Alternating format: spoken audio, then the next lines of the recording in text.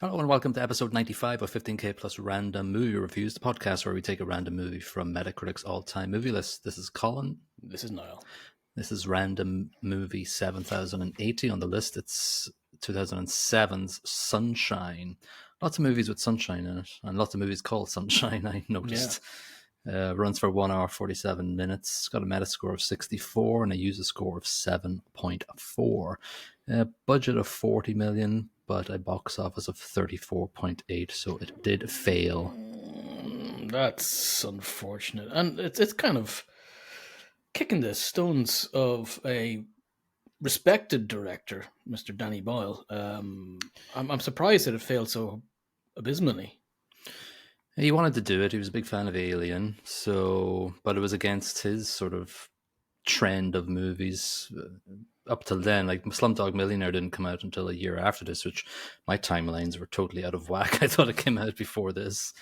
A couple of years before this, he did the he had 28 Days Later, right, which is his big success. Well, I suppose his second big success after Trainspotting. But 28 Days was what really had him highlighted in Hollywood. Yeah, like he started off Shallow Grave, Trainspotting, A Life Less Ordinary, The Beach. It's all great stuff. 28 Days Later, and then, never heard of that Millions movie. I haven't seen it either. I just seen the picture of a kid who finds money in his back garden, and I stopped reading about it. I don't care. I do like Slumdog Millionaire. I want to hate it because I'm not a big fan of musicals, and I don't like Bollywood for that reason. But it's quite good, actually. It's really good. There's not a lot of music in it. That was just the end. Yeah, that's enough to annoy the crap out of me. It's a catchy tune and a catchy dance. It's got nothing to do with the plot. Yeah, that's my problem with Bollywood. You can have a reasonable movie, and then everybody starts dancing and jumping around the place, and it wrecks my head. There's some crazy clips out there of some Bollywood action movies. Hopefully we get something in the future that it's just so bad. A non-Bollywood movie that I actually wouldn't mind seeing is RRR. That's what I was going to mention, because it was only out a couple of years ago, right? And I was looking to find it somewhere, and I couldn't find it with English subs on it or whatever when I was looking for it. It's supposed to be very good. And the action, I've seen a few clips of it. It's just stupid, which I think kind of has me interested. I think it's like 3 hours or something, though, from what I remember. Oh, okay. Yeah. So forget that. Alex Garland wrote this, and he did a lot of video game writing before this, or maybe throughout his career, but recently he directed, and I think he wrote Civil War. I don't know if you've seen that with Kirsten Dunst. I have not. Just I've read the synopsis of it, and I was like, it's not for me. No, I thought it was good. I watched it. Yeah, I thought it was a good take on what a civil war in America might look like. It was quite nuanced and starts over Black Friday, right? Yeah, exactly. Over something silly, but it's just from a press photographer's point of view and the different factions that you meet. It's quite an interesting take. I kind of recommend it. Okay. I may dig it out. I may change my opinion and stick it back on the list. Oh, things. Yeah. So anyway, this movie here has a lot of names, not just names, but actual. It's stacked. Names. It really is stacked in terms of acting. Yeah, you've got Cillian Murphy as Kappa, you've got Chris Evans as Mace, you've got Rose Byrne as Cassie, Michelle Yeoh as Corazon, Cliff Curtis as Cyril, Benedict Wong, Wong, baby. Yeah, love this guy. He of Doctor Strange's buddy. I haven't watched Doctor Strange, I just know he's in it. No, he's very good in it. I've watched it specifically for him. Oh yeah. I just remember Street Countdown. That's him, right? It is, yeah. Okay. I googled it after you mentioned to me last week, and I was like, "Yep, that's the." What's Street Countdown? Well, it's just like normal Countdown, but we played in the streets. Mark Strong, who played Pinbacker, has been in 2 movies called Sunshine. I was going through his bio just to see if he was in anything. Oh wait, I missed that. What's the other something? Oh, it's like 99 or something. Our mate Ray Fiennes is in it. Yeah. Okay. Yeah. It's about some sort of Hungarian life or something. I don't know. It's some weird premise that I hope we never get. Cool. Cillian Murphy, this predates his Oppenheimer turn where he He makes a bomb in 2 different movies. Very big bombs. Yeah, very, very big bombs, yeah. He kind of goes back, like with this one, he's making a sun exploder, and in Oppenheimer, he makes sort of just your teeny sort of hydrogen bomb or whatever. Yeah. But I was just so the movie starts with him narrating just a little intro to it and the exposition of the actual storyline, which we don't really care about the storyline. Pretty much the reason why they're going to the sun. The first mission, Icarus 1, failed, disappeared off the map, and they are Icarus 2, and they're going to it again. And it's zooming into the sun, and there's throughout the entire movie, there's lots of loud sound effects. Yeah, it doesn't matter that you're in space. One thing I'll say about this movie, like I'm a nerd, as I believe you to be one as well. Thanks. Scientific fact, just forget about it, and consider it more of a psychological thriller. There is a whole lot of psychology here. There's very little science, and enjoy it as that, and it is good in that respect. I thought there'd be a lot more. I didn't have a clue where this movie was going to go and which direction. I was expecting a lot more psychological. I didn't know what was going on. So I may as well prepare yourself. What's the word? Empt the entire movie by saying, like, 3/4 of this movie, at near the end of the 3/4, I was going, this isn't as psychological as I thought it might be. I thought people were going to go nuts and there'd be a lot more sort of back and forth psychologically. Yeah, it's kind of a space disaster movie for X amount of, stuff goes wrong in space and the lads try and fix it. Yeah, and there's not really much depth to it. There's not a lot of nuance to it. And then the last quarters are shit insane, and I hated it. Really? I hated the last. I love the last quarter. I love the just Mark Strong running around the place trying to kill everybody. But it comes out of nowhere. It's like, what the hell? Like, give me... I don't know what they were going to do when they said, "Oh, there's a 5th person on the spaceship." It's like, what is this? And then it just turns out into be a monster movie. Well, he's not a monster. He's a melted Mark Strong. How the hell is he alive? Well, that's a reasonable question, but I didn't like it. No, I had vibes of Event Horizon in the last 25% of this movie. You're not going to tell me you didn't like Event Horizon. No, Event Horizon's fine. Fine's not enough. I need to watch it again because I watched it in the 90s once. And great movie. I couldn't even tell you what happens in it. What I hated about the whole... So yeah, this character, Pinbacker, was the captain of the first Icarus, but we'll get to why he's hamming around in the last quarter of the movie. But just every time he appears on the screen, the camera just blurs and shakes, and anytime he's killing somebody or attacking somebody, the camera's blurring and shaking, and I just hated that choice of cinematography. It's like, if you're showing it, show it. I know he's the monster, he's the sort of sun god or whatever, or the conduit of the sun god. But I was like, for the last quarter and then running up to the final scene, I was going, "You're fucking kidding me." And the dialogue as well at the final scene was so... I actually laughed out loud at one line Cillian Murphy said to Cassie. I'll come to it at the end. Yeah. At the start, so you have a whole staff of people, the crew that we just went through. Not too many, like The Thing, I guess, would be my kind of it's a small positive. It's a small cast. It really is. It doesn't overload you with the people you need to actually concern yourself with, because most of them don't matter. The main, there's 2 or 3, 4 or 5 main guys. You've got Chris Evans is a big player. Mace, our lad Cillian is prime. Kappa, and beyond that, maybe Cassie is important too, but. Well, the captain as well. Captain Canada, but then like the second in command, Harvey, doesn't do anything all movie until he becomes an asshole at one part. He's an asshole just before he dies. Yeah, I read that they named him after Harvey Weinstein. Really? Because he was an asshole to Danny Boyle in trying to cut his Train Spotting for American release. Oh wow! So I think that was from the DVD commentary or something. So it wasn't even just about his other nefarious doings. It was about their personal. Just being a prick to Danny. Yeah, yeah. So at the start, you sort of That's how Harvey dies in prison. yeah, Danny yeah. Boyle.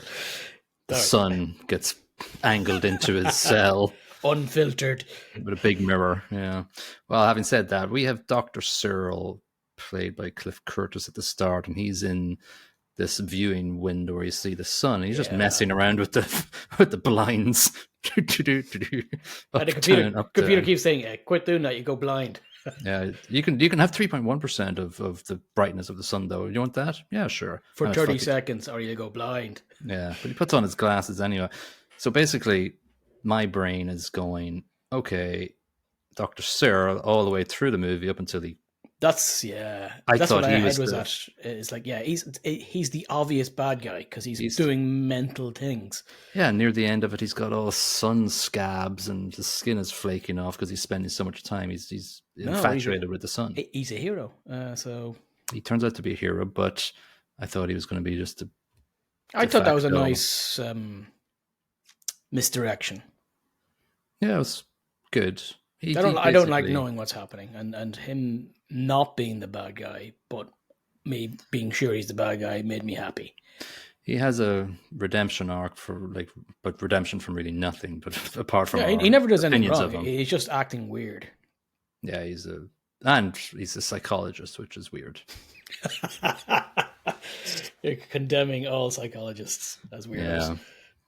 So, yeah, we have just the basic. That's the sort of, okay, we have him as a sort of character intro, and then we have all of them together at mealtime and basically saying, hey, comms are going to go down, start your messages, and we have a Cillian POV message to his parents.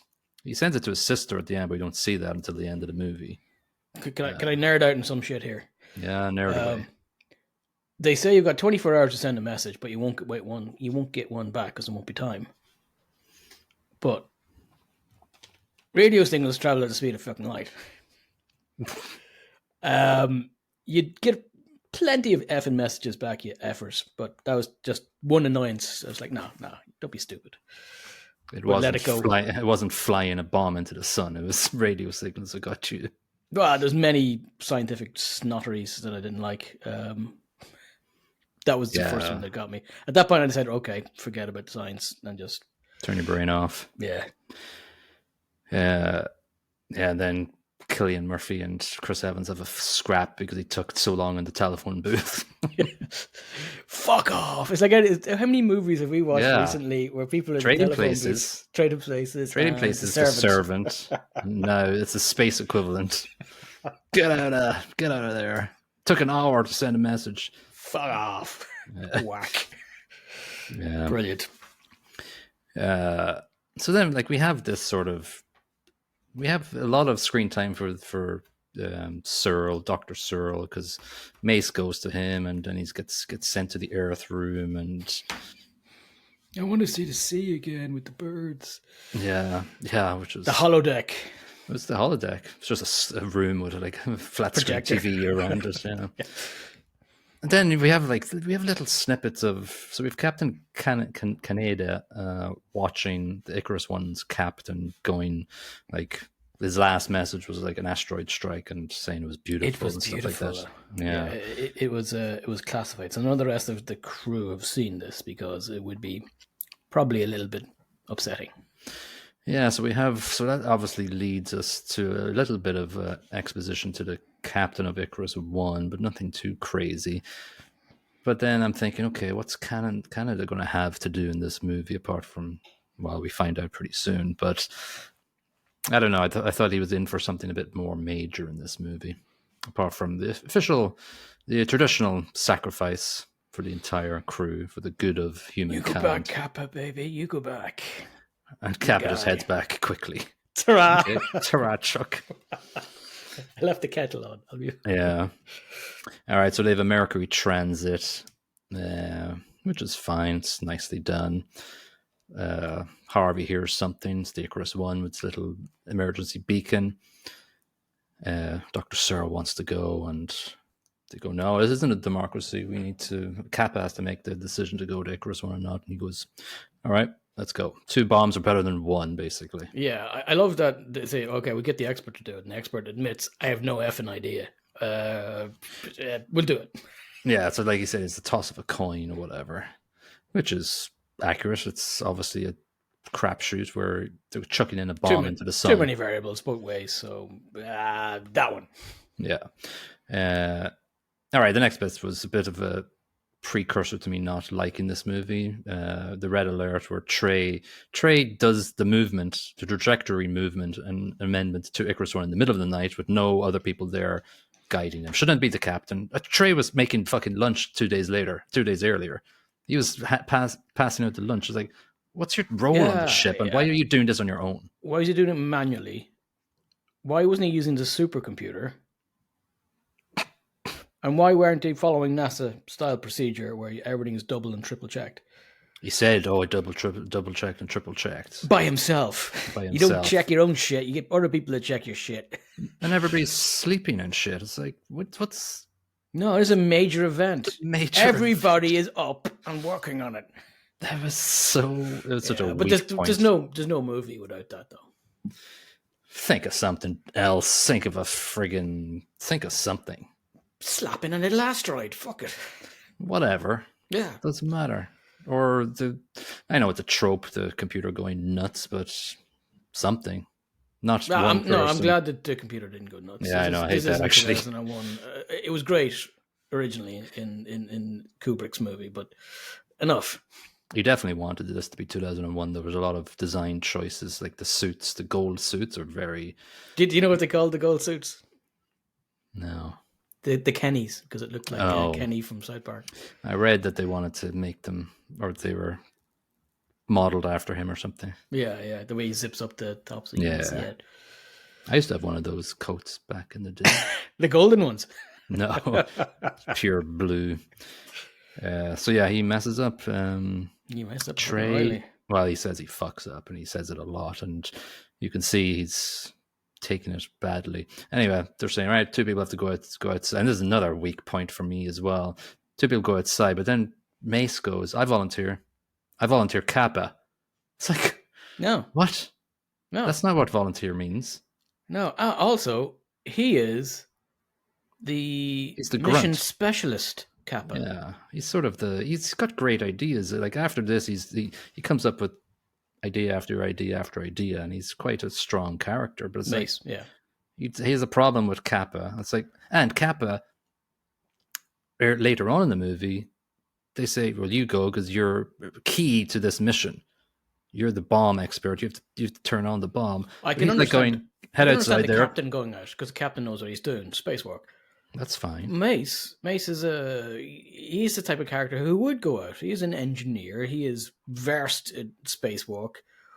Why is sending the cargo chap, the lad who's a physicist, who is key to... Without him, there is no mission. What? It was weird, and just the way he did it as well. I volunteer Kappa. It's like, no. Honestly, if you've got a supercomputer and it has control of everything, don't send any humans. Yeah. Let it go and do all the work and plot the course in. Boop, boop, boop. There you go. Bang. Make adjustments as you need because you're pretty smart, obviously. You just go to the thing. We'll stay at home and wait for everything to blow over. Off to the Winchester. Yeah. The next thing that was kind of annoying, and I wasn't really madly annoyed at this point. I was just going, that's sort of weak, but whatever. They head out to this massive sort of heat shield or whatever the hell it is. I said, there's 4 panels up. There must be like 1 million panels on the thing, and they pop up at the right moment, look over the edge and go, there's 4 panels popped up. How can you see over the other side at that point? How can you tell in the whole diameter area of the heat shield that, there's only 4 panels popped up? You can't. You'd be relying on sensors. So, they didn't know until they got out there. Yeah. That's why they're out there. They're going, they said the sensors are all blown. But if the sensors are blown, everything else has been screwed, not just a few actuators. Yeah, it was just sort of... No, the science is pants in all of this. There is no science. Yeah, and they head out to the first panel that won't shut, and it's just a suspension. And then Kaneda goes, we can do it. And there's a massive celebration back in the cockpit of control. It's like, yes! It's like Apollo 13 when they actually land in the water. It's like, why are you celebrating? It's like, if they couldn't do it, they're all going to die, I guess. yeah, but like it was one panel that the suspense, this is whatever it is, had the hinges wouldn't. So he put that down and went, how did he know the next three were the same issues? This is true. Well, again, the science ain't there in this movie. I think it was just, I don't know, some. I read that it went through 35 drafts, the script, so I was like going, oh, okay, it kind of makes sense here. There's a few things. At this point, something like slams through the garden for some reason. Why did that happen? That happened because the computer had previously told them that if they tilt the shield at such an angle that they will lose radio aerials 3 and 4.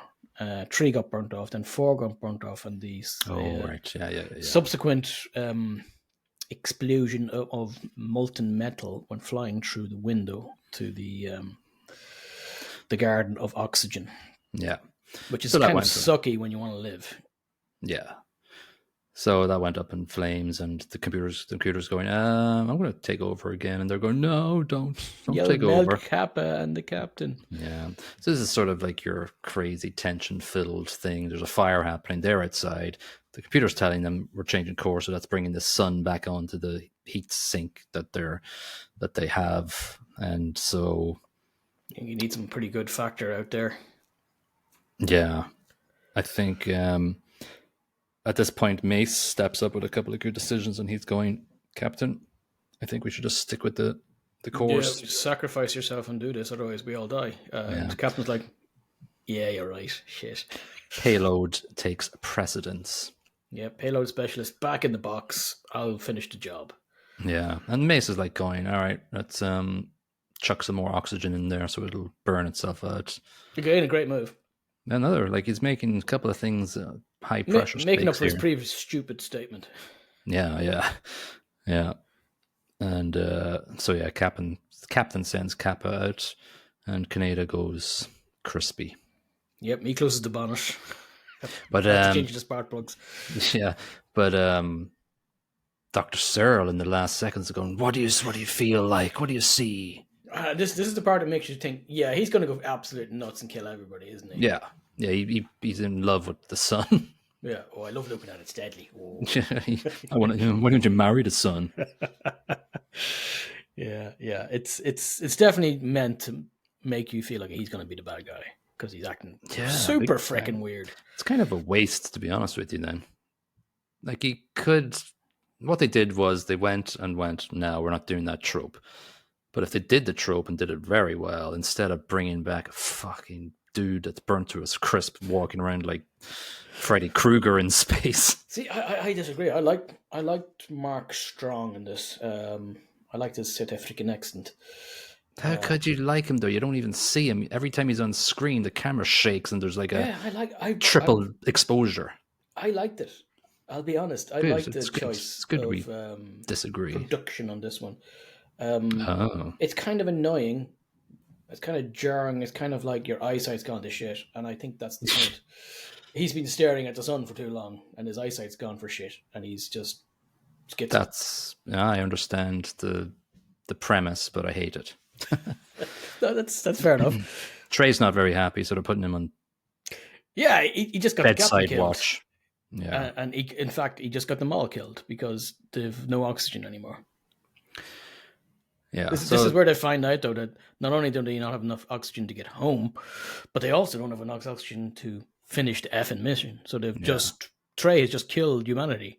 So this is probably why he's a little bit upset. Yeah. So they have to go to Icarus 1 at this point. So they put the indicators on and go to toward left past the chippy. I love the I found it very funny and it was said in straight face. I think Kappa said it to Corazon when she brings up that they don't have oxygen for the payload.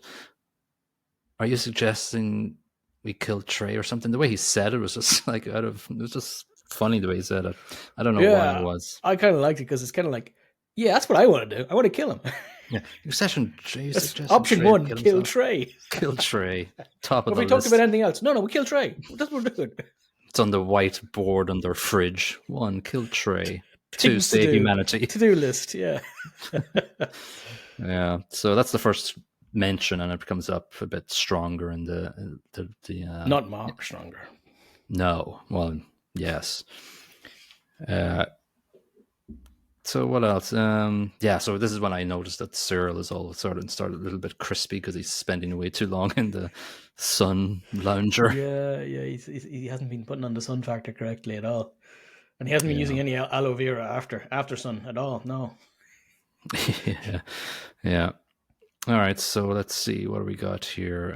All right, they dock very quickly. They don't really make much of a song and dance about docking to the Icarus One. They're sort of like, I like that fact. It's just, yeah, bish, bash, bosh. And if you look at the maneuver they do, they had to decouple the entire spaceship from the heat shield and spin it around 180 and slap it onto another spaceship.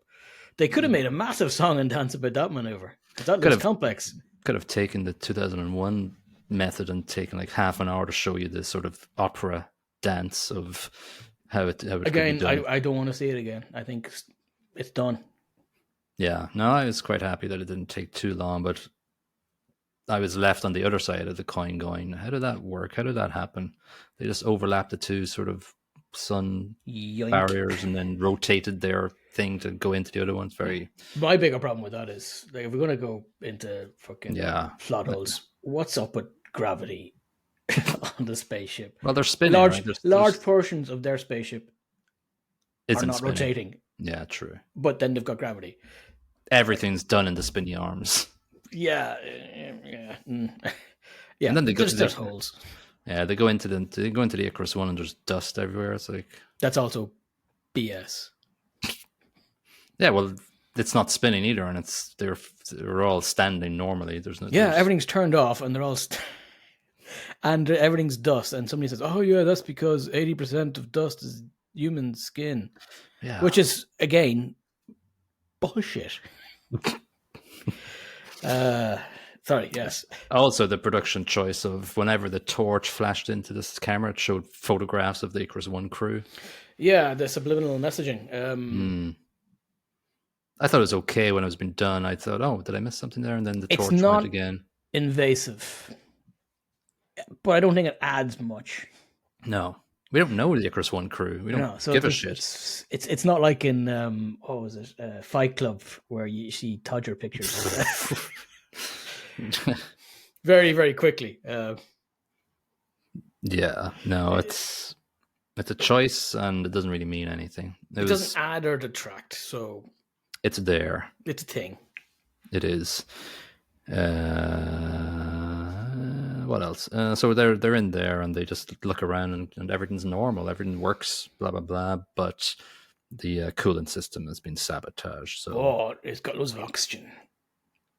Yeah, there's a nice garden. It's like a jungle. Lovely garden. Yeah, it looks tasty. Lovely garden. Yeah. Then somehow they find the crew all crumbled up to a nice burnt crisp in the sun lounger room that Cyril loves so much. And for some reason, I didn't know what the hell was going on. I was confused because they touched one of the arms. The arms fall, and at the exact same moment, the two ships get exploded apart. Yeah, that's when Mark Strong departs his old ship and goes over to the new one and goes, "Ha, feckers." Yeah. Toodles. Yeah. But I don't know how he did. Well, whatever. He did that, and how did they not notice him coming onto their ship, the Icarus 2? Well, the Icarus 2 computer did notice it. He just didn't tell anybody until didn't tell anybody. There's a crispy guy just joined the ship, lads. Yeah, he doesn't look very nice. He looks like Freddy Krueger from that 80s movie. I read that this is set in 2057 or something, but that's not mentioned. Yeah. We're not going to be at that stage in 2057. To be honest, the uselessness of the AI kind of fits with where I think AI is going to be anyway. Yeah, true, yeah.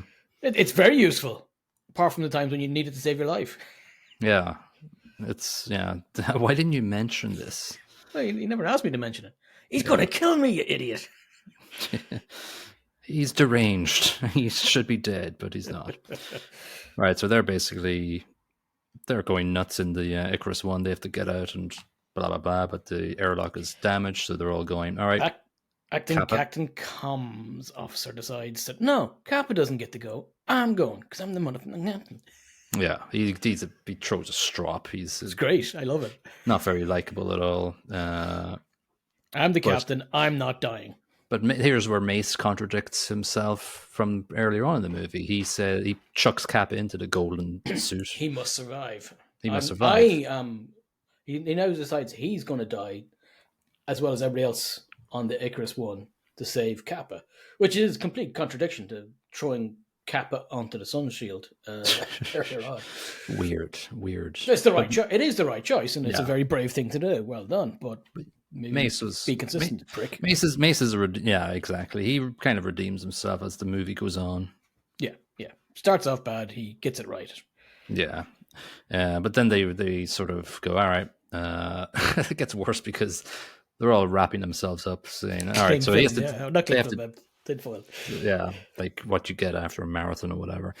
But they're like going like they're 10 feet apart, so they have to go from one to the other. So it ejects them out of like fire. Explosive decompression, hopeful that they'll get nailed. And they nail it pretty much bang on. But Kappa before that, grabs on, pulls our friend Captain America in, and Mace, the acting captain goes flying off into the ether. Flying off. Before that, it gets worse because they find, somebody has to stay here and manually open the door. Right, yeah. And this is where there's redemption for the junior crispy, not the crispiest of men, but still pretty crispy. Yeah. Decides to stay at home and look out the window. The way he wanted to go. Dr. Searle was fascinated with the sun, and when he saw all the crispy guys in there at the sun viewing room, I'll have some of that.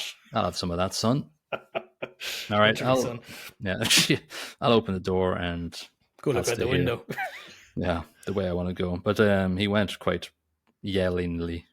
Yeah, it didn't look as serene or as sedate as he might have thought it was going to be. He fried for a while.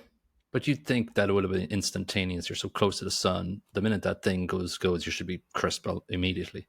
I would think. Yeah, I don't know. I don't know what the crap was with the window. It doesn't make a lot of sense. There was a window because you've got a sun shield in the first place. So where's the window looking? You know Brian Cox, the famous. Yeah, he was the science. Yeah, he was the science advisor. So there shouldn't be all these question marks, but it's a movie. There's a lot of moving parts. Yeah. Well, I don't like another thing. Like, so when Harvey, the second in command, gets chucked off and dies, there's like 3 like moments we see him suffering. There's like 1, he's careening off. 2, he takes his last breath. 3, blood vessels burst and blood. 3, he knocks off something and his arm falls off and blood. That's the last bit. That's where he's crunchy and he's going near the end of the spaceship. It's and then he gets hit by the sun and then he's melty. Yeah, he flies away. Yeah, it's like 4 things of, he wasn't that big of a character. We don't need to see that. But we see him dying lots. Yeah, we don't need to. I didn't care for him, and I didn't really think. Ta-ra, Chuck. All right, so they get inside, and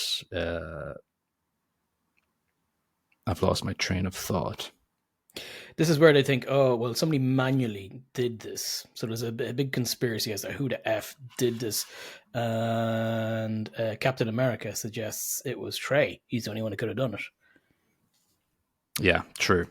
And then they're sitting around the table and Trey has to go. Although Cassie votes no for some, like, okay, let's save Trey instead of humankind. They've all decided that they are going to die. There's no getting home. We're all going to die, and we're going to die soon. We need to kill somebody now so that some of us can survive a little bit longer to blow ourselves up. Yeah. Let's kill the guy who wants to kill us. They think. And she's like, no, screw humanity. It's crap. It was silly. Simple maths. It was the right thing to do. But like Cassie was this standard, solid crew person before this, and she had some conversations with Kappa leading up to this, but there was no sort of backstory or anything that would justify her saying no. No, Give no, me no. something. Give me something before that, and I would like. Oh, Cassie's going to say no because blah blah blah blah blah. No, it's a weird move. Like maybe I would have thought Maybe if Michelle she was Yeoh's character might have said it because she was, maybe but then she was biologies. more Yeah. interested in plants than anything else. So Maybe if Cassie, I think the original script had more religious, spiritual overtones to it. So maybe if Cassie had this sort of, you know, saving one person is not this the same as saving humankind or something. I don't bloody know. some such But anyway, bollocks, yeah. yeah, all the bollocks. He's done already though. Well, that's the thing Yeah, though. Did he do it or did I did. Burning Man do it? I suspect he did himself. I think so. But Boyle said he didn't. Boyle said Pinbacker did, I think, from the notes I read. What I found interesting was when Captain America went to the tray to get a scalpel. That's right. 2 were already gone. Right. 1 in the hand of Trey and 1 with Crispy. Yes. So I disagree with Boyle, the guy who directed it. What does he know? Idiot. The guy who made the movies wrong. Okay, so we get this little scene of Kappa sitting down with a couple of, I don't know what the hell he's doing, but he's talking to the computer at the same time going, all right, we're okay now. Chuck, aren't we? We're all right. No, Beep, boop. all crew are dying. Yeah, why? maybe tell us this earlier, you useless effing computer. What sort of 486 computer are you? Microsoft AI. Oh, it's Windows Vista. Ah, All crew are dying. There are 5 crew members on board. Okay, that's quite. It's useful cool information. But that's quite a good moment of the movie. It's like, oh, cool. That's a bit eerie, spooky. Who could this be? But it's pretty obvious. It's Crispy. Crispy mixed wrong. I didn't know it would be Crispy. Well, who else was it going to be? Like I don't know. That maybe. No, there's nobody it could be. Like, they're in the observation room. Yeah. Observing. It could have been Canada. If they didn't show a lot of him, you could imagine if he was thrown back, that suit saved him a bit. He's Crispy though. Goes in, blah blah blah, and he goes insane because and they sacrificed him or whatever. Who knows? Stretch. I don't think either choice is good. The AI says the 5th crew member is in the observation room, so he goes there, and this is when every shot from now on is blurry and overexposed. Wrecking your head. Triple exposed shots on top of shots. You can't even see. Why didn't he turn down the dimmer when he went into the room? Yeah. I would have just locked it and left it not turned down. Let him fry, baby. He goes up and touches him, and he goes, "Get off me, get the fuck off me!" Stabby. Stabs him. Takes his key. So it's Pinbacker. He was the captain of the Icarus One, and the only real am I correct in saying the only time we saw him was when Kaneda's looking at his log entry?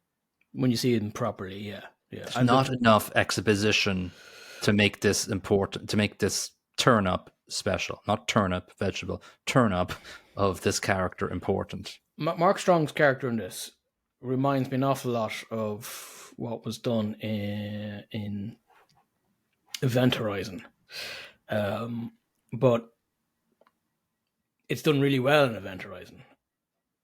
I don't know if you remember certain lines like where we're going, we don't need eyes and shit like that. Yeah. So there was a bit of backstory, there was a bit of an arc, and there was a descent into madness shown in that. We don't get that. It's just, it's the guy from the other ship that we saw for like 30 seconds from the video. That annoys me. That's in terms of plot, that's a hole. Not a hole. It's just it needs filling in. I need more. We need to be brought along this arc. It could have been anybody, but we needed something. We need to know the story more. Even if we get to see a little bit of what happens, little flashbacks to what happens in Icarus One, to give us something as to why he went bickies. Give us like 4 or 5 video logs that Kaneda's looking at. Doesn't have to be long. 3 or 4 minutes of it. Yeah, go from him non-crispy to varying levels of crispiness, like Searle. It would have been a Gas good Mark mirror. 5, 2 minutes. Yeah, it would have been a good mirror to what Searle looked like. Maybe the second Yeah. log was Searle's scabs. And, I think the crew are weirdos. I think they're out to get me. I think space is more beautiful than humankind. And then go into the religious fanaticism a little bit as well. Just go into it. Yeah, there's nothing made me... I was like, oh, really? Yeah, the this movie is when could have been an awful lot better a movie with that information. Yeah, this last quarter ruined the movie for me. Up until then, it wasn't as psychological as I thought it was going to be. It was just a bunch of series of events of, as you said, like a disaster space movie. Lemony Snickets. Wasn't... Yeah, Lemony Snickets. Series of unfortunate events. Yeah. But other than that, I was quite disappointed. And then this fourth quarter came along. I was like, going, hell no. All right, so he slashes Kappa. Then he goes to the gardener. She's like finding a little plant. Oh, life stab away. Yeah, stab. Yeah, then I'm not sure what was the point of this little plant, because that ain't going to save the crew. Well, they had oxygen to deliver the pig. Oh, exactly. Yeah, so there's no point. Yeah, nothing would have. They didn't have any oxygen to go home, so they're dead. Yeah. The Cassie scene with Crispy Boy was horrible. Yeah. Where is she? Where is he? I don't know how this is working, and because it's shot in quick shots. Crispy vision. It's shot in crispy vision. It's blurry. It's flashing of things. I don't know what the hell's going on. In the meantime, I'll be honest, I don't mind this scene. I kind of like the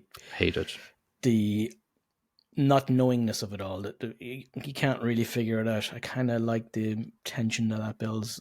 You don't like it. That's fine. I like solidity in my shots. Not crispy vision. In the meantime, Cap is locked in this airlock, and he's trying to talk to Mace or whatever, and then Mace goes, yeah, the computer's shut down because Crispy guy chucked the stuff out of the coolant or whatever, chucked the computer chips out of the coolant. So I like the Mace scene and how he dies and how Mace is fine. Mace is good. Yeah, he goes in, sacrifices himself, dips himself into the coolant, fails,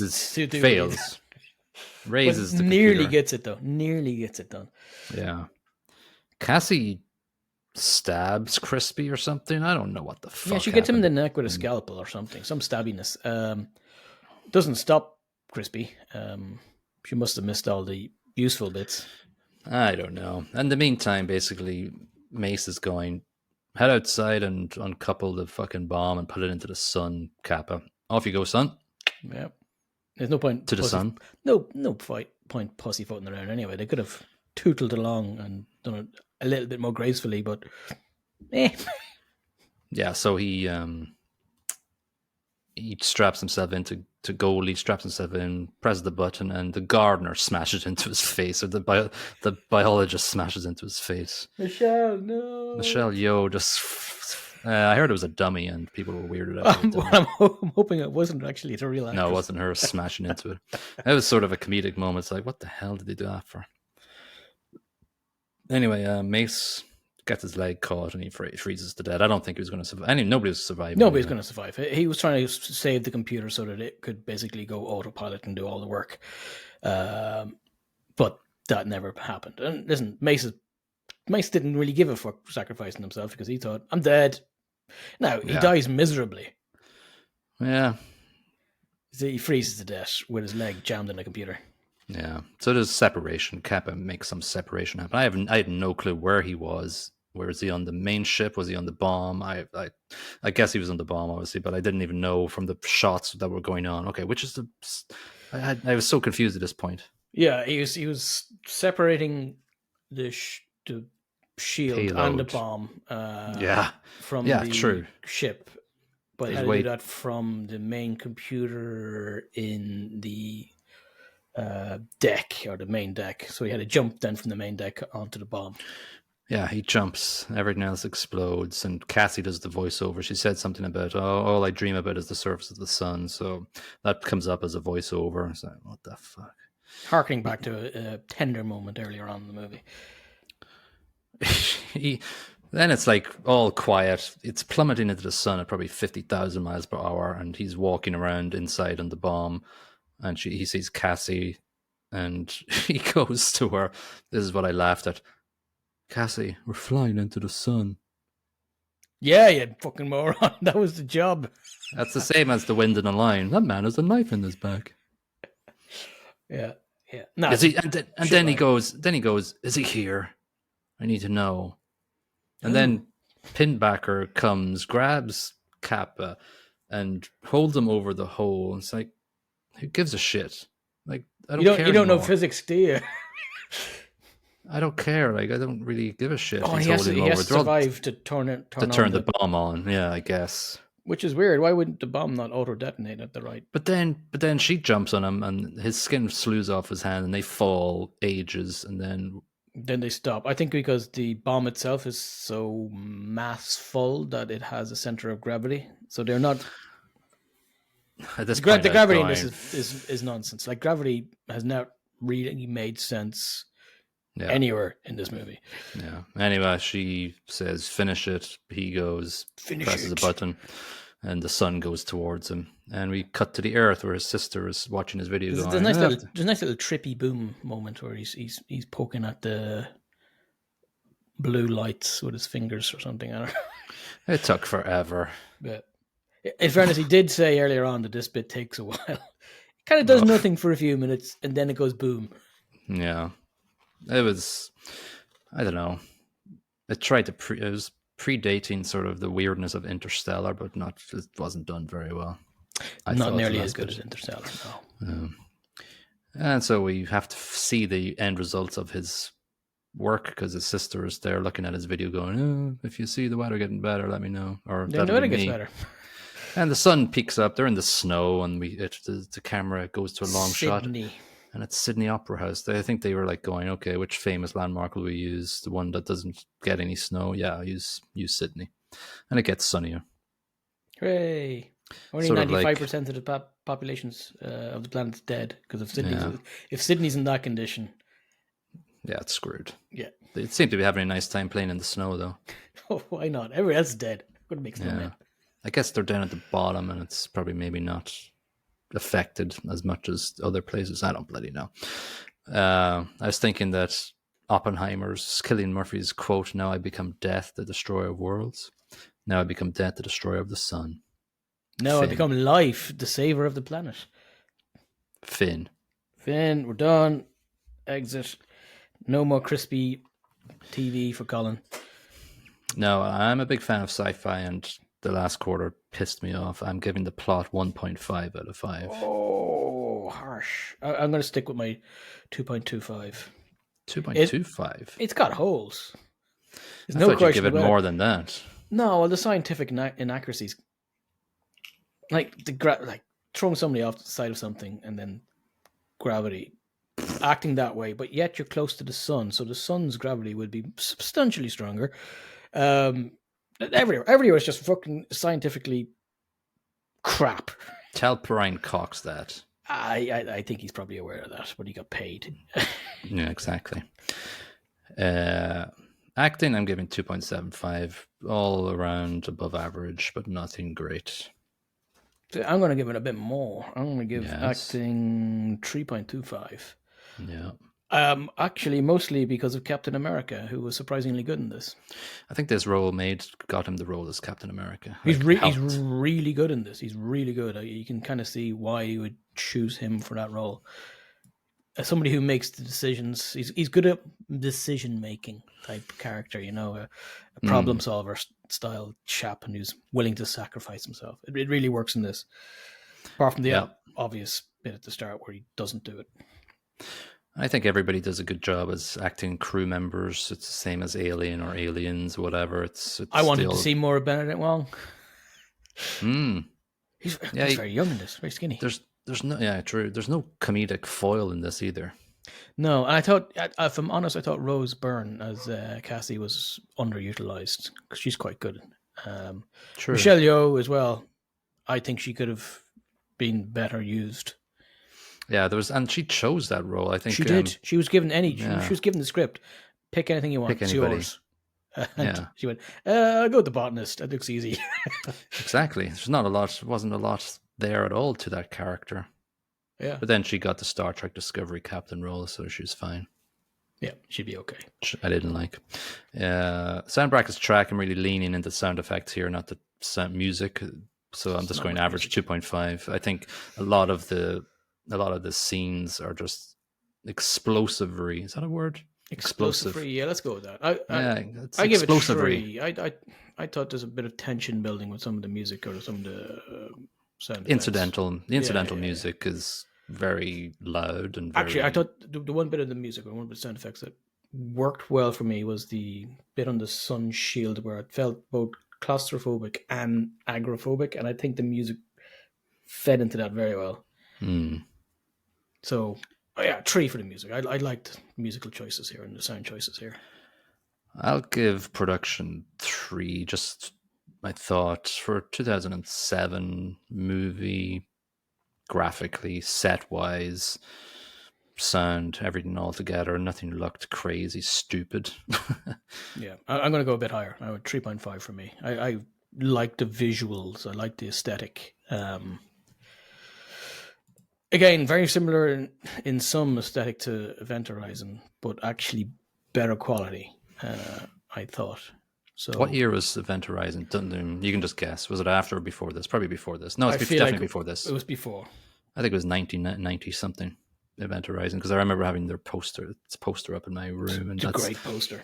that was in my movie poster era was maybe 97 or 98 or so. Okay, this is probably the first movie in a long, long time, if maybe forever, that we disagreed quite a bit on the ratings. I can't remember Well, us. we're not massively off either. No, nothing crazy, but I Like really want. you haven't said it's a dog shit movie, and I haven't said it's the best movie ever. No, I think in general, as I've just said, and I'll repeat it again, first 3 quarters kept me going, but I thought it was going to be a better psychological thriller. Then the last quarter, like, hell no. Yeah, a lot of this movie I enjoyed, but scientific shenanigans kind of annoyed me over and over again. Um, I could live with. I'm okay with Captain Crispy camera, Captain Crispy. but stuff like being thrown off the side of something and then gravity decides it's going to be. I don't know. It just a lot of stuff like that made no sense to me. So it's a decent movie. I liked it. I didn't love it. Mm-hmm. Well, Mick LaSalle in the San Francisco Chronicle hated it. He gave it 0. Jesus. Directed by Danny Boyle, it lacks even a single moment of charm or interest. I want to read Marit Ingman's Austin Chronicle review because it mirrors me. 50 out of 100. Problem arises in the film's third act, however, with a profoundly implausible plot turn that sends the movie skidding into bogeyman horror. It cheapens the sentiment and the film doesn't recover. Thank you for mirroring my thoughts. My God, there's a lot of reviews. 91, Sean Axemaker, nice surname. Seattle Post Intelligencer gave it 91 out of 100. A bare outline of the plot reads like a space adventure thriller with end of the world stakes and a hint of celestial spirituality, and the haunted spaceship twist in the third act is pure B-movie madness. No. Michael Phillips mentions the third act too. He gave it 88, but he said it's hobbled only by a chaotic final reel and some casting missteps in the white male department. What the hell does he mean by that? Who could that be? Chris Evans? Cillian Murphy? That's it, really?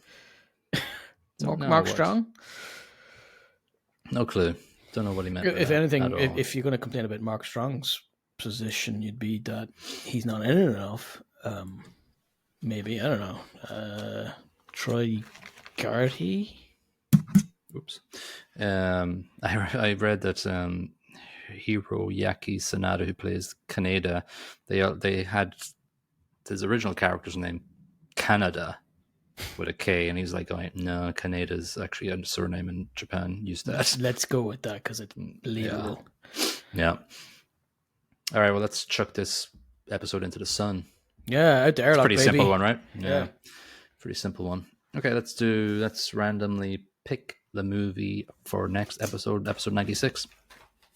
Oh, and by the way, for the last episode, I forgot to put in the random jingle noise. So sorry, everybody, if you were waiting for that. I will definitely put in the music. Put it in twice today. I'm going to put it in now.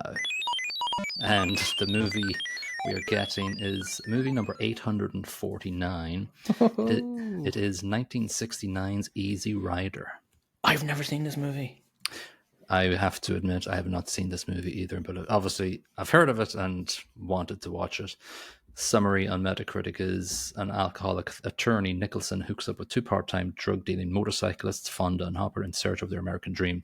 Heading from California to New Orleans, they sample the highs and lows of America, the beautiful, in a stoned-out quest for life's true meaning. Right. Directed by Dennis Hopper, featuring Dennis Hopper, Peter Fonda, Jack Nicholson, and a bunch of other people. Metascore of 85 and a user score of 7.3 and a running time of 1 hour and 35 minutes, which is quite manageable. Yeah, it's easy in the eyes. Yes, and the time management. Okay, cool. I look forward to that. It's a sort of a classic 60s movie that a lot of people have watched and us idiots have not watched. Yeah, we review movies and we haven't watched the classics. No, well, that's life. That is life. That's what all the people say. All right, so we will see you on episode 96 for Easy Rider from 1969. Bye-bye. Cheerio.